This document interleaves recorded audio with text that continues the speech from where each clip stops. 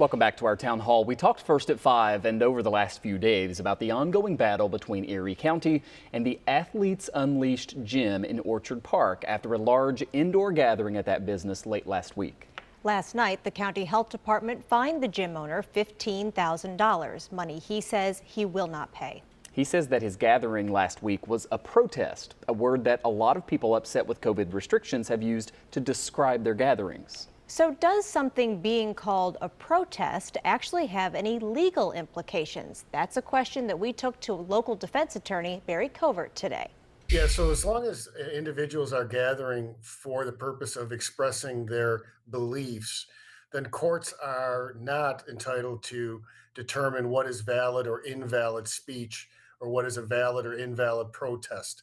That would be considered content-based discrimination.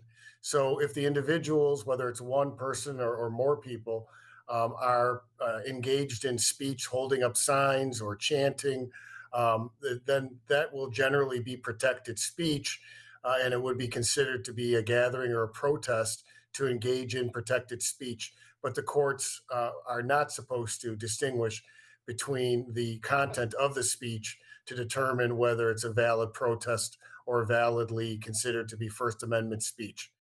So that's interesting. Barry went on to say, though, that masks could factor into this because, remember, masks are required in situations like this. And so while this hasn't gone through the courts, he says, judges may determine that the state is within its rights, even at a protest, to require that people wear masks. Because at a certain level, this that. is a public health issue as well.